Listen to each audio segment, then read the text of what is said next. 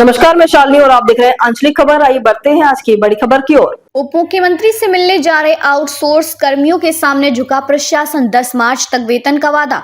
Circuit house की ओर बढ़ते प्रदर्शनकारियों से प्रशासन का टकराव।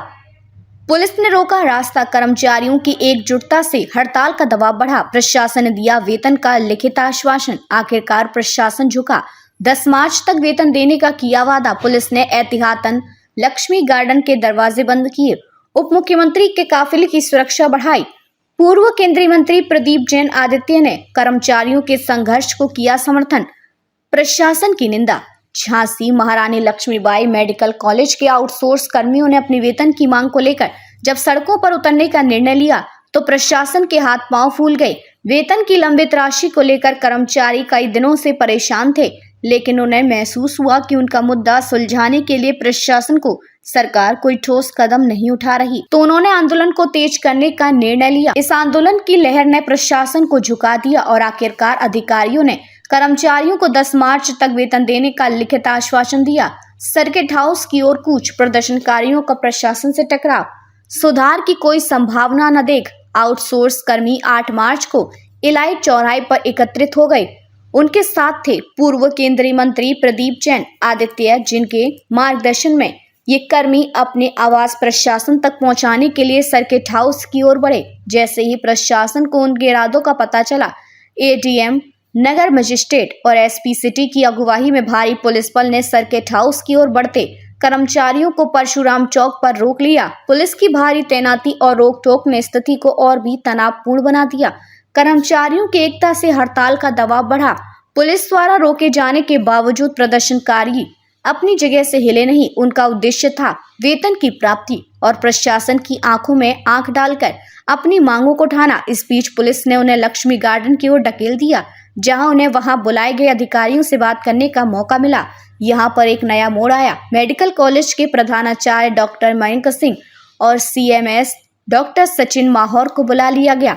जब इन अधिकारियों ने कर्मचारियों से बात की तो उन्होंने उन्हें एक बड़ी राहत दी। प्रधानमंत्री ने कर्मचारियों को वादा किया कि 10 मार्च तक उन्हें 2 महीने का वेतन दिया जाएगा। साथ ही उन्होंने यह भी आश्वासन दिया कि यदि सेवा प्रदाता संस्था ने वादा पूरा नहीं किया तो उन्हें ब्लैकलिस्ट कर दिया जाएगा। प्रशासन को झुकने पर मजबूर किया। आखिरकार प्रशासन की ओर से इस आश्वासन ने कर्मचारियों को हड़ताल समाप्त करने और काम पर लौटने के लिए प्रेरित किया। कर्मचारियों ने मेडिकल कॉलेज प्रशासन को एक आखिरी मौका देते हुए हड़ताल खत्म करने का निर्णय लिया।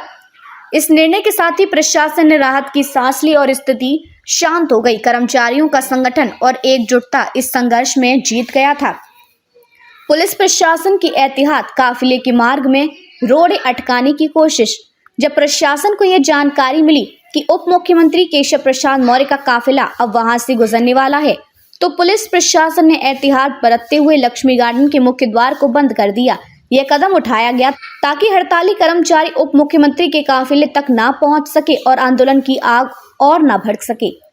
वेतन के लिए संघर्ष। पूर्व केंद्रीय मंत्री प्रदीप जैन आदित्य का बयान। उप मुख्यमंत्री के काफिले से निकलने से पहले पूर्व केंद्रीय मंत्री प्रदीप जैन आदित्य ने कर्मचारियों के संघर्ष को समर्थन देते हुए कहा कि यह प्रदेश सरकार की नकारात्मकता को दर्शाता है। इन कर्मचारियों को हर बार अपनी मेहनत का हक पाने के लिए सड़कों पर उतरना पड़ता है। यह सरकार के लिए शर्म की बात है कि कोरोना जैसे संकट काल में जब इन कर्मचारियों ने अपनी जान की परवाह न करते हुए लोगों की सेवा की, तो आज उन्हें अपने अधिकारों के लिए सड़क पर उतरना पड़ रहा है। प्रदीप जैन ने आगे कहा, लेकिन आज इन कर्मचारियों ने अपनी एकता और ताकत के बल पर प्रशासन को झुकने पर मजबूर कर दिया है। यह एक महत्वपूर्ण है जो दर्शाता है कि जब लोग एकजुट होते हैं तो वे अपने अधिकारों के लिए लड़ सकते हैं और जीत सकते हैं।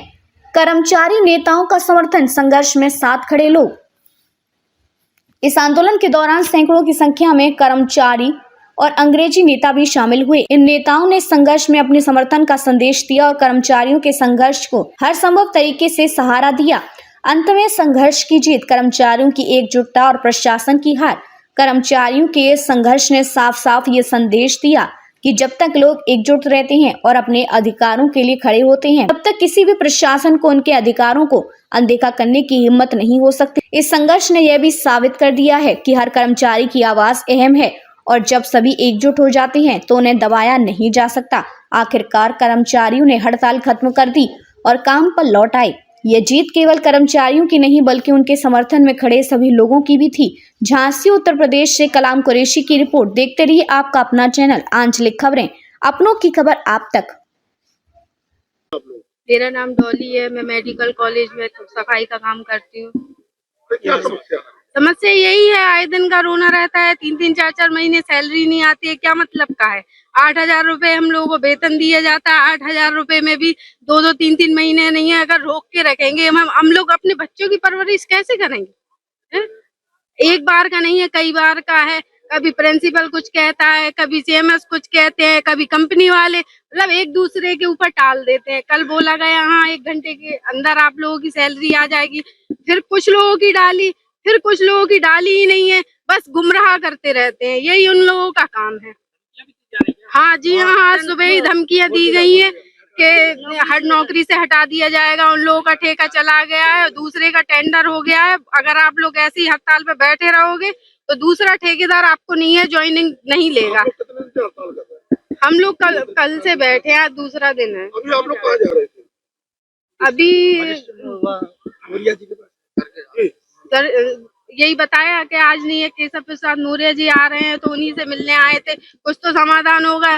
कोई भी साथ नहीं दे रहा है। क्या हुआ, मिल पाए आप लोग? नहीं, अभी कोई नहीं, कुछ नहीं मिला है। क्या किया आपको, रोका गया क्या? यहाँ रोका गया। हम लोग जा रहे थे, पुलिस ने रोका है। देश के अंदर सबसे महत्वपूर्ण कर्मचारी है, वो काम जो कोई व्यक्ति नहीं कर सकता। अगर एक आदमी जिसको आप 10 लाख रुपए महीने भी दो और उससे कह दो कि आप सफाई का काम करो, वो नहीं करेगा। वो मेडिकल कॉलेज के रक्त रंजित मरीजों के खून भरे कपड़े, मल मूत्र के कपड़े साफ नहीं करेगा, टॉयलेट साफ नहीं करेगा। ये काम कर रहे इनको जहां प्रधानमंत्री जी हमने देखा है पैर धोते हैं, अरे इनको मुख्यमंत्री कह रहे कुंभ के अंदर के इनको 16,000 से 18,000 मिलना चाहिए। हम कह रहे हैं इनको केवल 8,000 रुपए जो दे रहे थे वो दे दो, वो भी केवल 2 महीने का। कोई आश्वासन नहीं, कुछ नहीं। अब उनके बच्चों की फीस नहीं है, कोई रो रहा, किसी के यहाँ किराने के दुकानदार परेशान कर रहा। अभी इनके पास आने के लिए टेम्पू नहीं था, लेकिन इतने स्वाभिमानी हैं। हम लोग उप मुख्यमंत्री के पास जा रहे थे, जब स्थानीय स्तर पर कोई समस्या नहीं हो रही तो उप मुख्यमंत्री जी की जिम्मेदारी है, ये उनकी जनता है, उनकी सरकार है। रास्ते में प्रशासन ने रोका, प्रशासन रोक रही, प्रशासन हमें वहां मिलने देना नहीं जाना चाहती। हम कोई व्यवधान या कोई शांति भंग करने नहीं जा रहे थे। हम मजदूरों को पेट की आग, हमने कहा कि 5 मजदूरों को भेज दो। उन्होंने यहाँ लक्ष्मी गार्डन के अंदर इन्होंने हम लोगों को बिठा दिया, अरेस्ट मान लो, रोक दिया, जो भी शब्द टेक्निकली हो, लीगल हो, हम लोगों को यहाँ से नहीं जाने दे रहे। हमारी आवाज प्रशासन ने जिम्मेदारी ली, और नहीं तो आपके माध्यम से कितना भी अरेस्ट कर लें, कितना भी रोक लें, लेकिन इनके पेट को रोटी चाहिए। और कोई ऐसी बहुत बड़ी धनराशि नहीं है। नहीं सुनवाई हुई तो आगे तक आंदोलन जारी रहेगा।